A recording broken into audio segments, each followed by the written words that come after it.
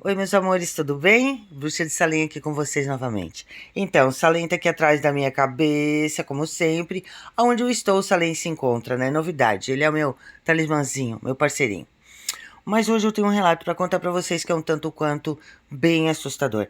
Eu achei praticamente assustador. E também, né, esse relato, ele é desse ano, por isso que eu estou mais de cara ainda.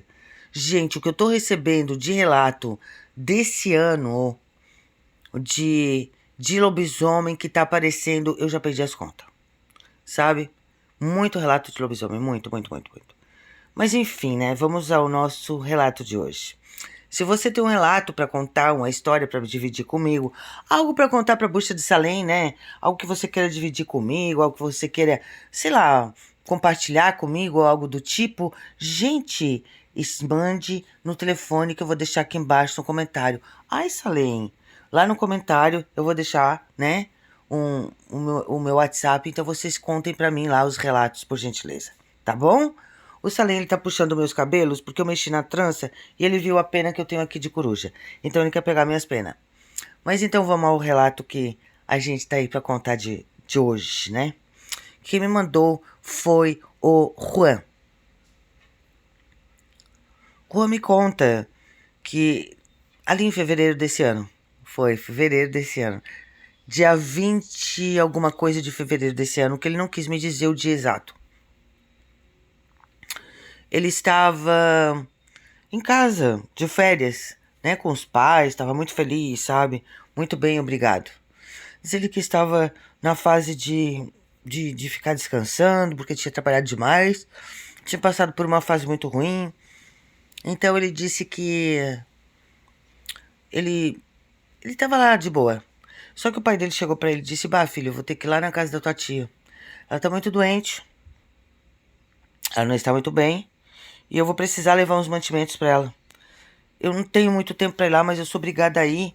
Mas fica tranquilo, que cedo cedo o pai volta. Fica cuidando da tua mãe, que ela não tá muito bem." Então eu olhei pro meu pai e disse o quê? "Não, pai, deixa que eu vou até a casa da tia.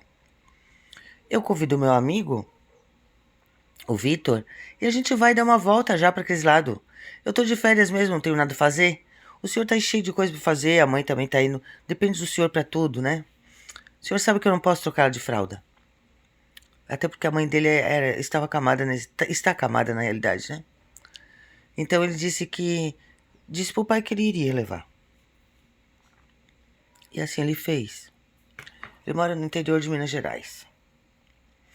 Assim ele fez e ele foi. Convidou o amigo Vitor e os dois saíram radiantes para levar as coisas para a tia, bem feliz dirigindo o carro, porque como diz ele, a coisa melhor do mundo, né?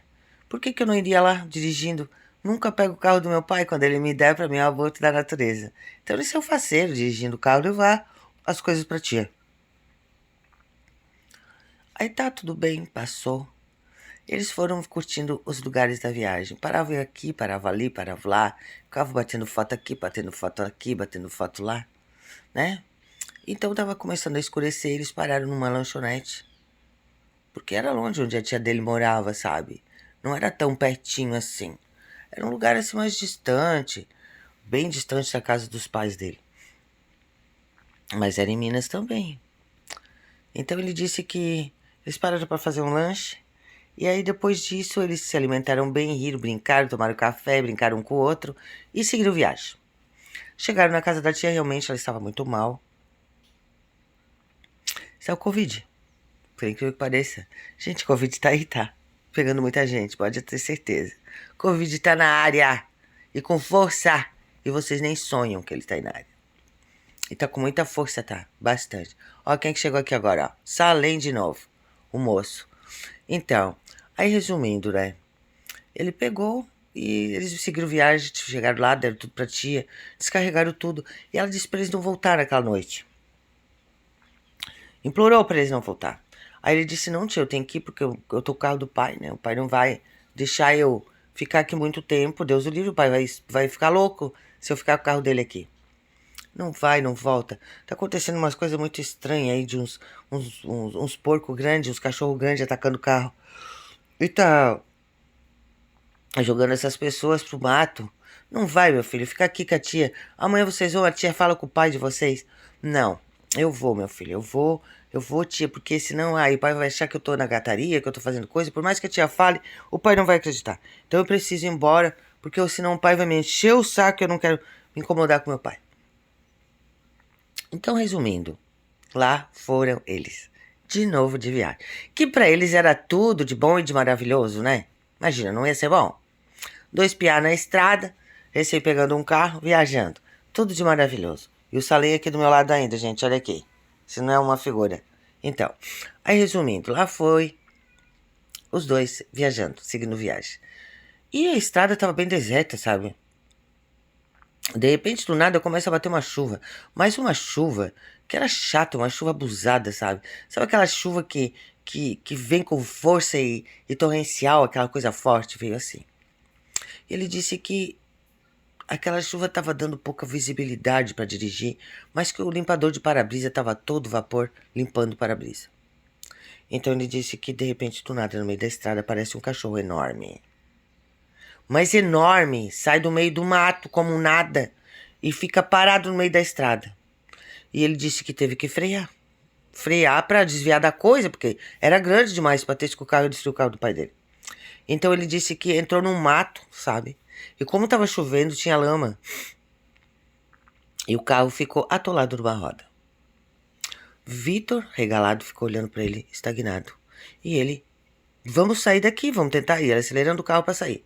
E nada, e nada. Quanto mais ele tentava, mais o carro afundava. Então o Vitor ficou olhando para ele parado, duro, com a lanterna do celular ligada, para frente. E ele disse, ué, o que aconteceu com esse cara? Ele olhou pro lado, ligou a lanterna do celular e quando ele vê na janela do lado de Vitor, estava a coisa mais aterrorizante desse mundo. Ele disse que era um cachorro enorme em pé em 2 pernas.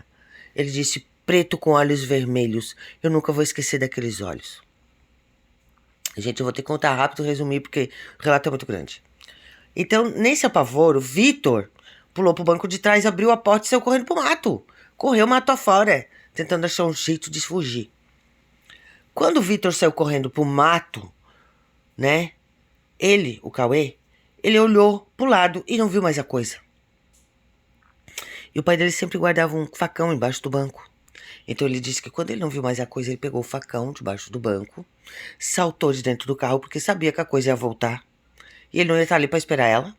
E pegou a estrada, pegou a beira da estrada e começou a correr que nem um maluco, chamando pelo Vitor. E nada de Vitor. Nada de Vitor. Com a lanterna na mão do celular ligada e nada de Vitor. Nem enxergava o Vitor. E ele disse, meu Deus, o que aconteceu com esse rapaz? Será que ele conseguiu chegar em algum lugar? Será que ele se protegeu? E assim ele saiu correndo o mato, pela beira da estrada, olhando pro mato e clareando com o celular e chamando Vitor, Vitor, Vitor. E nada. De repente ele olha pro lado, ele vê uma coisa observando ele. E quando ele para virar pro lado, para pensar em ver o que era, a coisa vem e junta ele num solavanco, que joga ele no meio do nada, assim, no matagal. O celular dele voa longe e ele cai em cima, assim, de uma poça. Mas ele disse que a poça estava quente, não era fria de chuva. E quando ele olha no chão, o celular ligado, era o Vitor, amigo dele, com o abdômen todo destruído. E o celular ligado no chão. Ele sabia que ele não ia poder fazer nada pelo amigo. O desespero foi tanto que ele disse que começou a correr sem parar. E aquela coisa vinha atrás dele. Ele disse que nunca teve tanta força na vida dele para correr. E ele correu tudo que podia. Até chegar numa fazenda. Pedir socorro, as pessoas socorrerem. E aquela coisa. Correr pro mato para longe dele. No outro dia foram buscar o corpo do Vitor, que estava com o abdômen destruído, dilacerado, de garras terríveis. A polícia pediu para ele contar uma história diferenciada, porque não poderiam assustar as pessoas dali, porque como era uma cidade, lá é uma cidade turística, não podiam assustar os turistas, senão não ia ver mais ninguém. E ele teve que contar uma história cabulosa para evitar, né, que acabasse o turismo no lugar. Mas que o amigo foi atacado por um lobisomem e morreu. E ele até hoje não sai à noite. Tem pavor total. Ficou com síndrome de pânico. Faz tratamento sério e não se recupera. Essa é a história do Cauê. Beijo.